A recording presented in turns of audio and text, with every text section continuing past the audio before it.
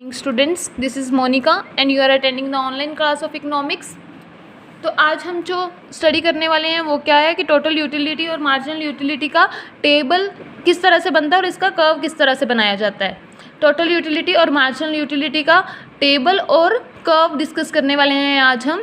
जो total utility होती है, हमने कल इसके बारे में थोड़ा सा डिस्कस किया था। टोटल यूटिलिटी क्या होती थी कि जो हमें सम टोटल ऑफ, मतलब कि जो टोटल हमें यूटिलिटी मिलती है सारे कमोडिटीज़ के यूनिट्स कंज्यूम करने पे, उसे टोटल यूटिलिटी कहते थे। और मार्जिनल यूटिलिटी जो हमें एडिशनल यूनिट कमोडिटी का कंज्यूम करने पे जो यूटिलिटी मिलती है उसे क्या कहते हैं, मार्जिनल यूटिलिटी। इसमें वर्ड यूज़ होगा एडिशनल।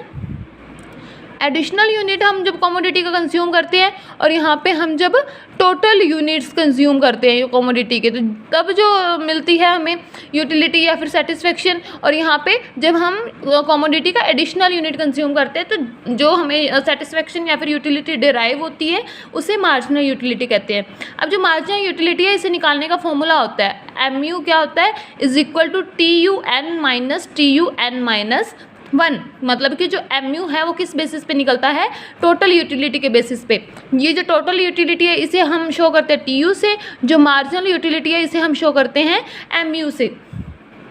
अब इसका फॉर्मूला क्या हो गया, MU is equal to TUN minus TUN minus 1। मतलब कि जो हमारा ओरिजिनल यूनिट है उसमें से जो हम नेक्स्ट वाला यूनिट माइनस कर देंगे उसे बोलेंगे मार्जिनल यूटिलिटी।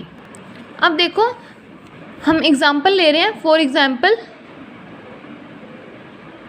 कि क्या है, 10 यूनिट्स कमोडिटी के कंज्यूम करने पे हमें 100 यूटिल्स की यूटिलिटी मिल रही है, और 11 यूनिट्स कमोडिटी के कंज्यूम करने पे हमें यूटिलिटी मिल रही है 105 यूटिल्स।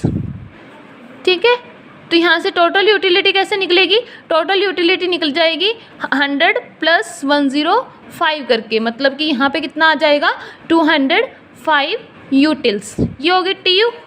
ठीक है, अब MU कैसे निकलती है, जब हम 11 यूनिट ऑफ कमोडिटी में से 10 यूनिट्स ऑफ कमोडिटी को माइनस कर देंगे। जैसे TUN क्या है, TUN है 105, इसमें ये से TUN माइनस 1 मीन्स कि एक स्टेप पीछे, -1 है ना, n माइनस 1।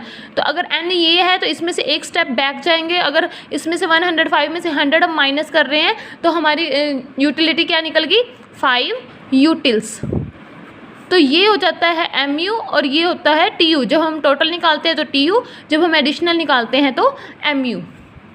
अब आगे देखो इसका टेबल कैसे बनेगा, टेबल या फिर शेड्यूल दोनों का बनाएंगे, TU का भी और MU का भी। ठीक है, सबसे पहले हमने कमोडिटी ले ली। फॉर एग्जांपल हम कमोडिटी X कंज्यूम कर रहे हैं। ठीक है, उसकी TU किस कमोडिटी की निकाल रहे हैं, X कमोडिटी की, और MUX किसकी निकाल रहे हैं, X कमोडिटी की। ये तीन चीज़ें ले ली हमने। अब देखिए, अब हम कमोडिटी X के नंबर्स ले लेते हैं कि 1 यूनिट कंज्यूम किया है, 2 किए हैं, 3 किए हैं, 4 और 5। फर्स्ट यूनिट कंज्यूम करने पे जो हमें यूटिलिटी डिराइव हुई है वो कितनी हुई है, फर्स्ट यूनिट में हमें यूटिलिटी डिराइव हुई है टोटल 100, सेकंड में हुई है 190, थर्ड में 270, फोर्थ में 340 और लास्ट में 5th यूनिट कंज्यूम करने में सबसे ज़्यादा यूटिलिटी हमें रिसीव हो रही है, वो क्या है, 400। अब आपको सिर्फ TUX देखना है, MUX क्या निकल जाएगा, TUX के बेसिस पे ही निकल जाएगा। जैसे फर्स्ट वाला है 100, तो इससे पहले तो कोई कमोडिटी नहीं है, मतलब कि 0 है, यूटिलिटी 0 है ना इससे पहले। तो क्या करेंगे, 100 माइनस 0, यहाँ तो 100 ही आ जाएगा। नेक्स्ट 190 माइनस 100, अपना फॉर्मूला होता है ना TUN माइनस TUN माइनस 1, उस बेसिस पे निकाल रहे हैं। मतलब कि इसमें से ये माइनस होता जाएगा, यहाँ पे 90 आ जाएगा। इसी तरह यहाँ पे क्या आ जाएगा, 270 माइनस 190, 80 आ जाएगा। इसी तरीके से सेम तरीके से यहाँ पे आ जाएगा 70 और यहाँ पे आ जाएगा 60। ठीक है, ये हमारी निकल गई टेबल TU और MU का कि कितनी यूटिल्स हमें सेटिस्फेक्शन मिल रही है। ये हमने टेबल की फॉर्म में शो किया है। अब इसके बाद हम डायग्राम या कर्व की फॉर्म में शो करते हैं हमारी TU और MU को। तो अब हम इसका डायग्राम ड्रॉ कर रहे हैं। देखिए, Y एक्सिस ले लेंगे, X एक्सिस ले लेंगे। X एक्सिस पे हम क्या ले लेंगे, कमोडिटी X की जितनी कंजप्शन है वो ले लेंगे, कमोडिटी X की कंजप्शन। और Y पे हम क्या, टेबल में हमने दोनों लिए हैं ना, TUX या फिर MUX, तो ये दोनों हम क्या ले लेंगे, y एक्सिस पे। ठीक है, अब इसके बाद हम इसके ऊपर फिगर्स ले लेंगे, 50-50 का गैप रखते हैं। 50, 100, 150, 200, 250, 300, 350 एंड 400। यहाँ पे यूनिट्स ले लेते हैं 1, 2, 3, 4 एंड 5, ये यूनिट्स ले लिए। अब जब हमारी यूटिलिटी 100 थी तो हमारा MUX था 100, मतलब कि 100 से दोनों पॉइंट शुरू हो रहे हैं, दोनों क्या थे 100, एक का दोनों का से पॉइंट सेम रहेगा ना। जब यूनिट 1 कमोडिटी का यूज़ किया तो हमारी दोनों TU और MU क्या थी, 100 थी, सेम थी। इसके बाद जब TU 190 थी, TU क्या थी 190, यहाँ पे ले लेते हैं ये पॉइंट, तो MU कितनी थी अपनी 90, MU कितनी थी 90, यहाँ पे पॉइंट ले लेंगे। ठीक है, उसके बाद TU जो है वो 270 है। तो ये हमने सारे के सारे यूनिट्स ले लिए हैं। ये हमारी हो गई है TU ड्रॉ, जिसे TU कौन सी कमोडिटी के लिए किया हमने X, तो TUX है ये वाली, और ये वाली क्या ड्रॉ कर ली हमने MUX।